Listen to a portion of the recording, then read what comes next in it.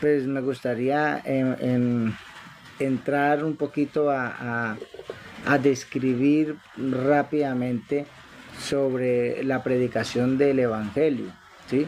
Recordemos que el Evangelio fue lo único que Jesucristo mandó a predicar. Él les dijo, id por todo el mundo y prediquen el Evangelio a toda criatura. Es decir, que el Señor no mandó a predicar otra cosa sino el Evangelio. Y el Evangelio pues es buenas nuevas de salvación. ¿Por qué buenas nuevas de salvación? Porque el Evangelio es capaz de salvar al ser humano o a cualquiera que decida aceptar el Evangelio y hacer parte del reino de Dios. Romanos capítulo 1 dice de la siguiente manera, en el nombre de Jesús. Pablo, siervo de Jesucristo, llamado a ser apóstol, apartado para el Evangelio de Dios. Entonces acá el apóstol Pablo empieza haciendo una pequeña introducción, no solamente saludando, sino también diciendo que el Evangelio es de Dios. Es decir, el Evangelio es importante predicarse, mis amados, porque no es de origen humano, es de origen divino, como el Evangelio es de origen divino. Nosotros estamos pues agradecidos con Dios por esto, por esta buena noticia que nos trae. Y pues hombre, cualquiera de ustedes recibe una buena noticia y aunque uno le diga no le cuente a ninguno, yo creo que si alguien aquí recibe una sanidad, haga cuenta que está en el tiempo de Jesús, cuando estaba el Señor acá físicamente hablando, que el Señor le hacía una sanidad, alguien le decía no le cuente a ninguno, pero sin embargo él se iba y le contaba a todo el que se encontraba por allí, porque es imposible uno no contar una buena noticia. Si cuenta a veces uno las malas noticias, pues cuánto más no va a contar uno las buenas noticias. Y el Evangelio es una buena noticia dada de parte de Dios. Y dice el versículo 2 de Romanos 1, que Él había prometido, o sea que esto es una promesa de Dios. El Evangelio es una promesa hecha por Dios. Dice, antes por medio de sus profetas en las Santas Escrituras. ¿Y de quién trata esa promesa? ¿O qué promesa había hecho Dios? El versículo 3 dice, acerca de su Hijo, que según la carne era del linaje de David. Entonces, según la carne era del linaje de David, pero el Señor Jesucristo es la promesa hecha por Dios en el Antiguo Testamento. Luz Girón, Dios te bendiga. Aquí en Hechos capítulo 13, el versículo 32, le dicen los apóstoles, nosotros también os anunciamos la buena nueva o el evangelio de aquella promesa hecha a nuestros padres. Entonces partimos de ese punto. Jesucristo hace parte de las promesas dadas por Dios. O sea, ¿cuál es la buena noticia? Que el Señor dio una promesa y ahorita les voy a decir cuál fue la promesa que el Señor dio y que la cumplió. O sea, el Evangelio no solamente es una buena noticia, una promesa que se dio, pero que quedó ahí, no, una promesa que Dios cumplió y sigue cumpliendo para todo aquel que le quiera aceptar. La promesa se la dieron a los primeros padres, sí, Adán y Eva. Recordemos que ellos pecaron, desobedecieron a Dios, Dios los expulsó, por así decirse, del paraíso. Pero a pesar de que fueron los primeros pecadores y los primeros transgresores, también fueron los primeros creyentes. La primera promesa que Dios da la encontramos en Génesis capítulo 3, versículo 15, donde Él le dice como sentencia a la serpiente, en este caso sería el enemigo, que pondría enemistad entre la serpiente y la mujer, y entre la simiente de la mujer y la simiente de la serpiente, y dice, y esta te herirá en la cabeza y tú le herirás en el cancañal, y esa promesa se cumplió en Cristo Jesús. Sin embargo, me quiero venir en un orden cronológico en lo que alcanzo yo a recordar de lo que he compartido en la palabra. Esa promesa Adán la creyó. Luego vemos a Abel, que como que le pega al blanco y ofrece un muy buen sacrificio, y ese sacrificio del cordero, y no dice, es el primogénito o lo mejor de los primogénitos de los corderos que él tenía, es decir, dio lo mejor, y como que le dio al blanco refiriéndose al sacrificio que iba a hacer Cristo, que es el Cordero de Dios que quita el pecado del mundo. Luego seguimos en la línea patriarcal, y saltemos a Abraham. Abraham venía de una nación de idolatría. El padre de Abraham, Tarek, fabricaba ídolos, ¿sí? Y Dios de allí llama a Abraham, se le presenta y lo saca de su tierra y de su parentela, y le da una promesa, que en él serían benditas todas las naciones de la tierra. Sin embargo, Abraham no tenía hijos. Bueno, Dios hace un milagro en esa pareja, en Abraham y en Sara, y les da un hijo que pusieron por nombre Isaac. Pero la promesa que Dios le dio a Abraham dice que en tu simiente serán benditas las familias de la tierra. Como tal no se refería a Isaac, sino que de él, de su carne, de su descendencia, venía aquel a quien se iban a congregar los pueblos, o quien iba a ser el Señor de toda la tierra, o de donde iba a venir el Salvador del mundo. ¿Por qué está escrito así, o por qué les digo esto? Porque Gálatas capítulo 3 versículos 16 lo confirma, y dice que a Abraham fueron hechas las promesas, y a su simiente, no dice a sus simientes o a las simientes como si hablase de muchos, sino a su simiente, refiriéndose a uno solo, es decir, a Cristo. Entonces sabemos que Cristo es el cumplimiento de una promesa. Pero pasemos otro poquitico más allá, vamos a Jacob. Jacob recibió aquella promesa, ¿sí? Y se la expresa a sus hijos, por así decirlo, en especial a Judá. Y le dice: Judá, te alabarán tus hermanos. Y bueno, y le comienza a decir unas ciertas cosas. Incluso a Jacob le miró por la fe, por así decirlo, de este modo, miró al Señor con su manto bañados en sangre. Él dice que en jugo de uvas, pero él miró las vestiduras teñidas de sangre de Jesús. Y dice que no se quitará el cetro de Judá, es decir, un cetro de reinado, hasta que venga Silo, que significa el descanso. Por eso Jesús dijo: venid a mí todos los que están trabajados y cargados, y yo los haré descansar. Luego la promesa la ratifica el Señor a David, dice que de él vendría aquel que se sentaría en el trono, y su reino no tendría fin. Sabemos que no era Salomón, porque Salomón falleció y otro rey lo reemplazó. Pero a Cristo ningún rey lo ha reemplazado, porque Él es el único rey.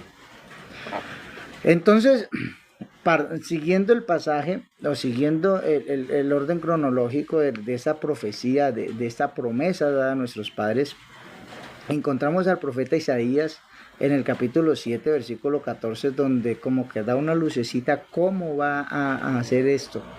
Y dice el profeta Isaías que Dios mismo daría una señal.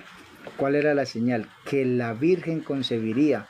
Uy, hombre, Isaías, es que usted no sabe de biología. Las vírgenes no pueden concebir, solo pueden concebir las que no son vírgenes. Sin embargo, era una señal del Señor, ¿sí? Por eso tenía que ser una virgen. Dios mismo daría señal: la Virgen concebirá y dará a luz un hijo, y llamará su nombre Emmanuel. Y sabemos que este nombre Emmanuel traduce Dios con nosotros, o con nosotros. Dios no habla de alguien más, sino Dios con nosotros. Luego el mismo Isaías en el capítulo 9 comienza mostrando un contexto muy trágico para toda la tierra, por así decirlo, y dice: el pueblo que moraba en tinieblas.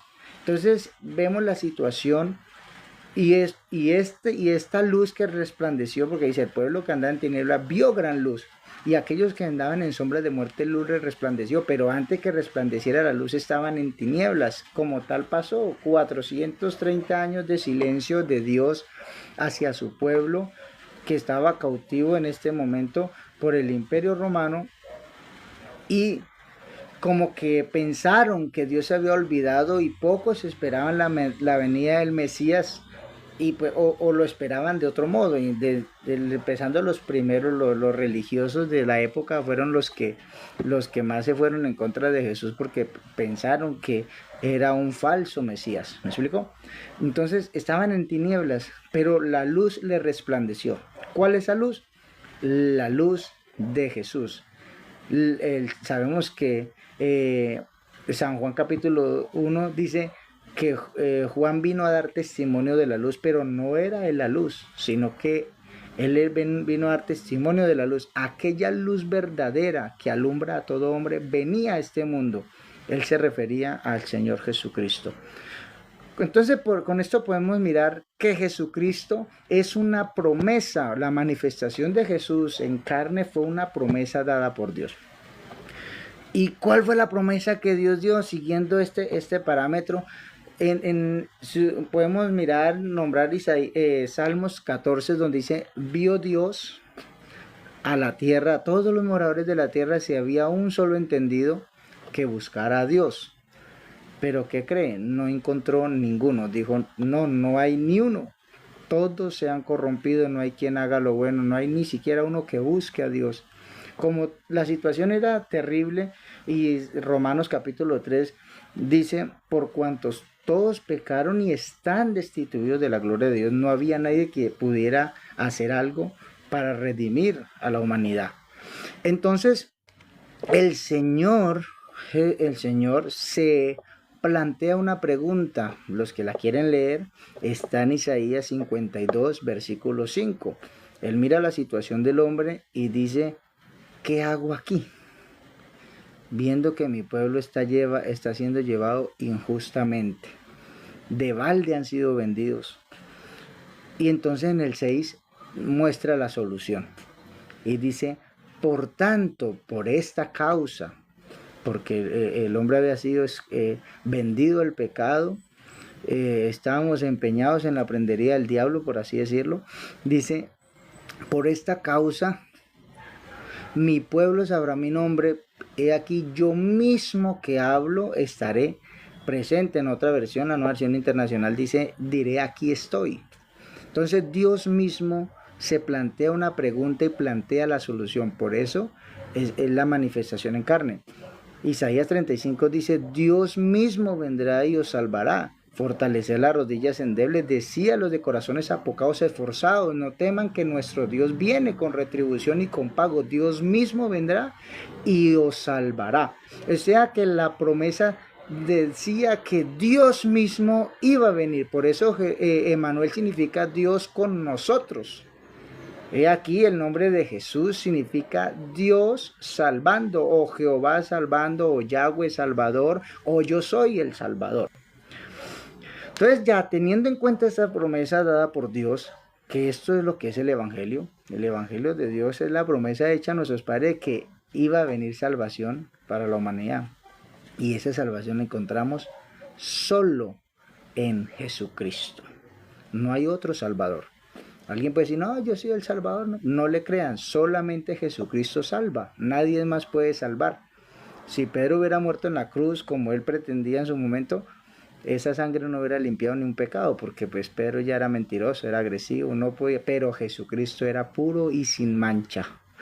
Ahora, teniendo en cuenta esto, ¿dónde estaba Jesús dónde estaba Dios cuando Jesús estaba aquí en la tierra? Pues algunos amigos míos que creen que la divinidad son más que una persona, si en caso a Dios se le pudiera decir persona, cosa que no es.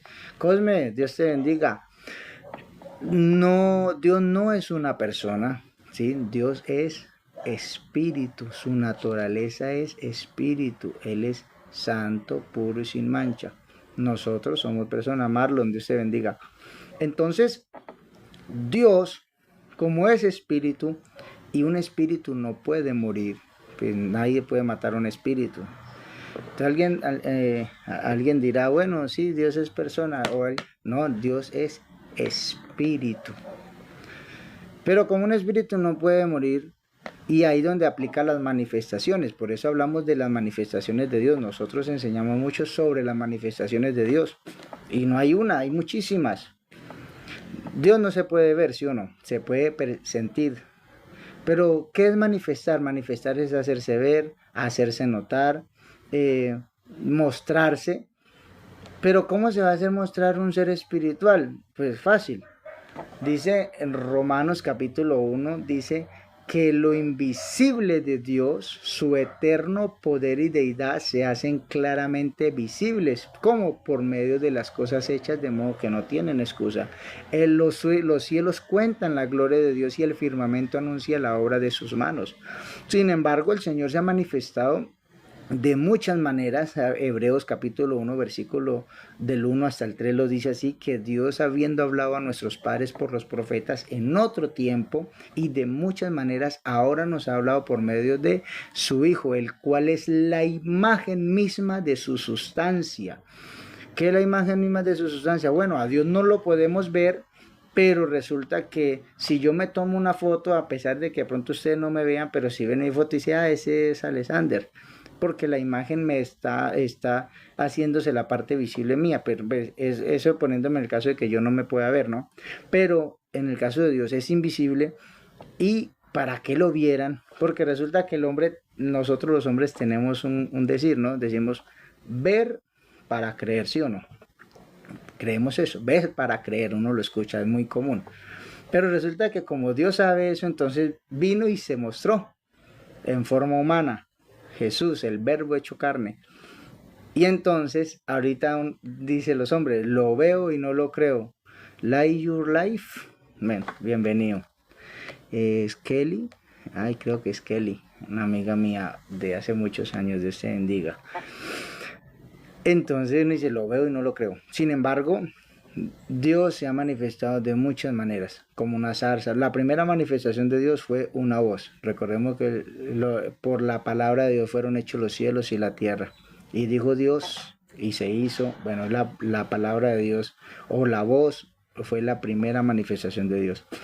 Luego podemos encontrar muchas otras, como una zarza. A Moisés se le presentó así, a Abraham se le presentó como un hombre, a alguien por allá como el ángel de Jehová. En fin, son muchas las manifestaciones que Dios hizo en el Antiguo Testamento. Sin embargo, en el Nuevo Testamento, como así lo conocemos,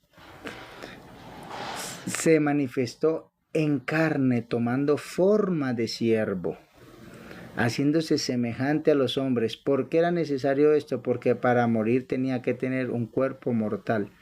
Entonces era necesario encarnarse. Por eso se encarnó en María, en el vientre de María, para poder nacer. Y así podemos ver la descripción fácilmente en Hebreos 2.14. Dice, por cuanto los hijos participaron de sangre y carne, él, hablando de Dios, participó de lo mismo, pero tenía un objetivo: salvar al pecador y destruir a aquel que tenía el imperio de la muerte, es decir, al diablo. Entonces, es el propósito de Dios de venir aquí a la tierra en forma humana. No tenía otra misión ni tenía otro plan B, porque Él lo hace todo perfecto. Por eso cuando expiró en la cruz terminó diciendo consumado es, o sea, hecho está, no hay más que hacer, está el sacrificio hecho, perfecto. Y dice que se sentó en las alturas. ¿Por qué se sentó? Porque ya estaba hecho el trabajo, lo había hecho y lo había hecho bien. Entonces, Él mismo prometió venir y vino aquí a la tierra. Por eso Isaías 9:6 dice que el niño que iba a nacer sería llamado, o su nombre sería llamado, el principado será su nombre, y su nombre será llamado admirable, consejero, Dios fuerte. Ese niño que iba a nacer era el Dios fuerte. pero también tiene otro adjetivo calificativo o descriptivo de ese nombre, que es Padre eterno. ¿Ve? El niño que iban a nacer era el Padre eterno, pero ¿cómo un niño que va a nacer va a ser el Padre eterno? Pues no es la parte física o lo externo de Jesús, su humanidad, lo que lo lo que era el Padre eterno, sino quien moraba dentro de Jesús. Recordemos que Colosenses 2:9 dice que en él, o sea, en Jesús, habita corporalmente toda la plenitud de la divinidad, todo lo que es Dios, su esencia, sus atributos, todo lo que es Dios habitaba corporalmente en el cuerpo de Jesús. También en San Juan, en 1 Corintios también lo dice, en Colosenses, perdón, también lo dice, que él es la imagen del Dios invisible, 1:15, el primogénito de toda la creación. También en Corintios 5:19 dice que Dios estaba en Cristo. La preposición en es una preposición de cavidad que significa dentro de. Entonces, el vaso está en la nevera, o sea, no ya que está dentro de la nevera. Entonces, Dios estaba en Cristo reconciliando consigo, no hablando con otros, sino consigo mismo al mundo. Y no le tomó a los hombres en cuenta los pecados, sino que nos encargó la palabra de la reconciliación. El propósito de Dios es venir a salvar. Timoteo dice, palabra fiel es esta y digna de ser recibida por todos, que Cristo Jesús vino al mundo para salvar a los pecadores, de los cuales yo soy el primero. Entonces, el Señor se despojó de su trono de gloria y se vino a visitar esta provincia de pecadores con el objetivo de salvarnos. Gloria al nombre de Jesús. Qué importante es entender el sacrificio de Jesucristo en la cruz del Calvario. Dios ha sido muy bueno, ¿sí? Si tomamos otro pasaje, quiero regalarles 2 versículos más que afirman esto que les estoy diciendo.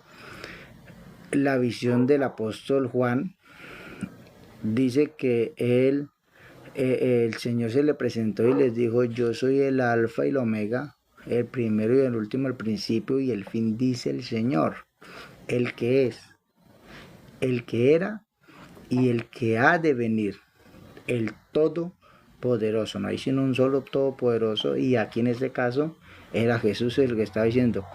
Hablaba yo con un hombre de los testigos, y pues en la Biblia de ellos, en el Nuevo Mundo, dice, de yo soy el alfa y el omega, dice Jehová. Y yo le dije, bueno, Jehová es el que habla ahí.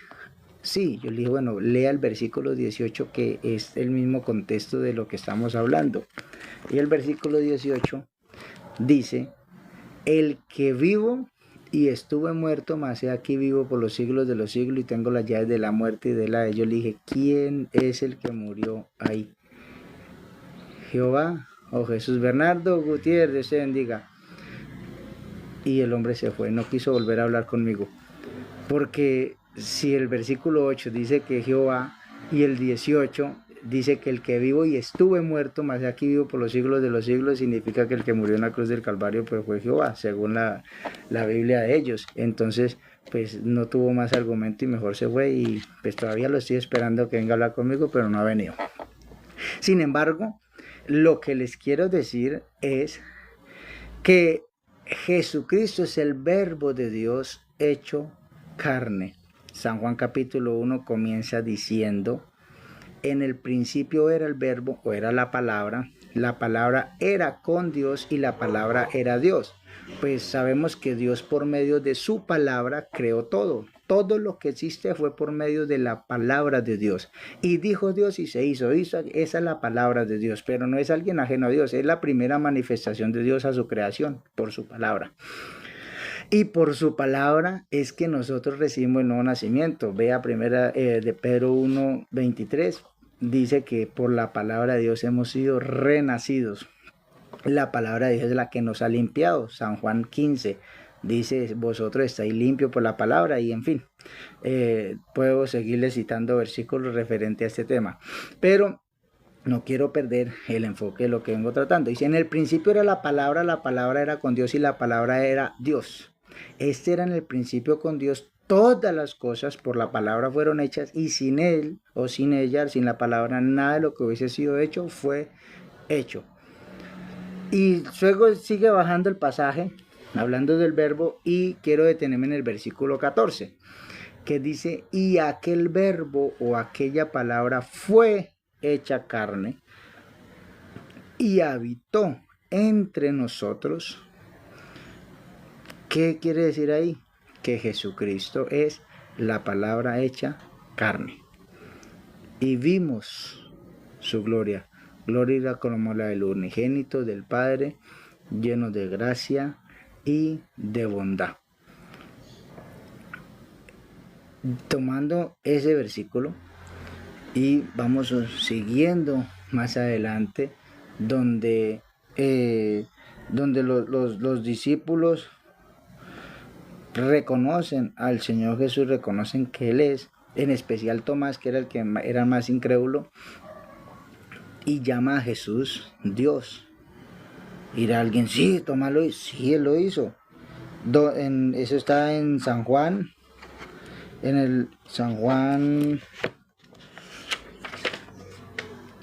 20, versículo 28, donde Tomás se le acerca y le dice, Señor mío y Dios mío. Claritamente Tomás reconoce que Jesús es Dios. Entre muchos otros pasajes más que podemos encontrar referente a esto, de que Jesús es el Dios del Antiguo Testamento hecho carne por amor a nosotros el pecador. Esto es lo que enseña el Evangelio, que Jesucristo vino a salvar a los pecadores, vino aquí a la tierra a morir por ti y por mí. El Señor lo dijo, porque de tal manera amó Dios al mundo que ha dado a su Hijo unigénito para que todo aquel que en él cree no se pierda, mas tenga vida eterna. Es decir, ha dado, ha entregado, ha ofrecido, se refería a ese sacrificio, a su humanidad, al cuerpo que iba a expiar los pecados de la humanidad. Teníamos una deuda de sangre y de sangre tenía que pagarse, pero Dios no puede sangrar, pues se revistió de humanidad para, por medio de ese cuerpo, hacer un sacrificio perfecto para salvar a toda la humanidad. Por eso Romanos 5:8 dice, mas Dios muestra su amor para con nosotros. ¿Cómo? En que siendo pecadores, Cristo murió por nosotros. Ese es el regalo más grande que hemos podido recibir. La gracia de Dios o el regalo de la salvación precisamente está en aceptar el sacrificio de Jesucristo. Alguien me dijo un día, ¿qué hago para ser salvo? Cree en el Señor Jesucristo y serás salvo. Acepte el sacrificio de Jesucristo en la cruz del Calvario, porque Él murió por ti, por mí, por todos. Lastimosamente todos no quieren aceptar el mensaje de salvación, pero aún está el Señor Jesucristo con los brazos abiertos esperando a alguien que quiera aceptarle, que quiera ser salvo de este mundo cruel y despiadado. Aún está el Señor Jesucristo diciendo, venid a mí todos los que están trabajados y cargados y yo los haré descansar. El Señor Jesucristo es bueno. Él dio la vida en la cruz del Calvario por ti. Dios Emel Arias, Dios te bendiga. Mientras que el pueblo religioso de su época decidieron que soltaran a Barrabás y crucificaran al Cristo de la gloria, Él estaba haciendo un trabajo especial y era traer salvación a nuestras vidas y vencer, óigame bien, aquel que tenía el imperio de la muerte, esto es al diablo. Por eso Colosenses dice, y Él exhibió a los principados y a las potestades públicamente triunfando sobre ellos en la cruz. Por eso Él es el Todopoderoso y el único que puede salvar. ¿Cómo puede salvar? Pues nosotros le aceptamos, le recibimos y Él se encarga de todo lo demás. Hechos capítulo 4, versículo 11 dice, este Jesús es la piedra reprobada por vosotros los edificadores, la cual ha venido a ser cabeza del ángulo, y en ningún otro hay salvación, porque no hay otro nombre bajo el cielo dado a los hombres en que podemos ser salvos. Solamente hay un camino, no soy yo, no es ningún otro. Hoy día que hay muchos que apóstoles y profetas y bueno, tantas cosas que hoy puede uno escuchar, pero hay un solo camino y es el Señor Jesucristo. Él dijo, yo soy el camino, la verdad y la vida. No conocemos otra verdad. ¿Quieres ser salvo? La salvación se encuentra solo a través de Jesucristo. Es interesante que leamos San Juan 3, lea todo ese pasaje, céntrese en el 19, dice, y esta es la condenación, que la luz vino a este mundo, pero los hombres amaron más las tinieblas que la luz, y el versículo 23 dice, que el que no cree ya ha sido condenado. ¿Cómo así? Claro, resulta que las gentes o las personas se van a perder por no creer en esta verdad o en aquel que es la verdad y no recibir la verdad, es decir, al Señor Jesucristo. Aceptar que Jesucristo vino aquí al mundo y nos vino a salvar y aceptar ese sacrificio en la cruz del Calvario nos hace salvos, pero no creer en Él lastimosamente nos hace perder este hermoso beneficio de la salvación, que en realidad es gratis. Hasta el momento a ninguno le he cobrado por predicarle la palabra, y también les digo que si algún pastor, algún predicador le cobra por anunciar el evangelio, pues corra de ahí, porque el evangelio es gratuito, es un regalo de Dios. Ningún ser humano puede salvar a ninguno, es ilógico. Solo Dios puede salvar. Nosotros el trabajo que tenemos es dar las buenas noticias, como dice la canción, qué bueno es Jesucristo, Él me salvó a mí, qué bueno es Jesucristo, Él me salvó a mí, qué bueno es Jesucristo, Él me salvó a mí, y por ser Él tan bueno, quiere salvarte a ti. Qué bueno es, qué bueno es, qué bueno es el Señor, qué bueno es, qué bueno es, qué bueno es el Señor, qué bueno es, qué bueno es, qué bueno es el Señor, y por ser Él tan bueno, quiere salvarte a ti, y gratis. No le cobra un solo peso. Venid, venid, dice el Señor, y sed salvos, mirad a mí y sed salvos todos los términos de la tierra. Así que mis amigos, mis hermanos, mis amados, busquemos al Señor ahora, que hay tiempo, ahora que está cercano, porque no está lejos de ninguno de nosotros. Aceptemos el sacrificio que Él hizo en la cruz del Calvario, entreguémosle nuestro corazón, digámosle, Señor, aquí está mi vida rendida ante ti, te agradezco por el sacrificio que hiciste en la cruz por mí, por darme salvación. Busque la iglesia del nombre de Jesús. Yo personalmente pues asisto a la iglesia Pentecostal Unida Colombia, pero vaya a la iglesia, pregunte qué es lo que le enseñan. Si la iglesia a la que usted asiste habla de solo plata y de solo prosperidad, pero nada de salvación, pues sálgase de ahí. Usted necesita la salvación. La plata uno la consigue por ahí trabajando, haciendo negocios, invirtiendo, pero la salvación no se consigue así. La salvación se consigue solamente aceptando a Jesucristo.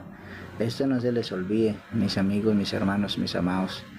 Que el Señor Jesucristo los bendiga, y oro al Señor para que cualquiera que escuche estos videos, pues el Señor le ayude, le abra el entendimiento y le permita pues hallar el regalo de la salvación que solamente se encuentra en Jesucristo. Dios me lo guarde.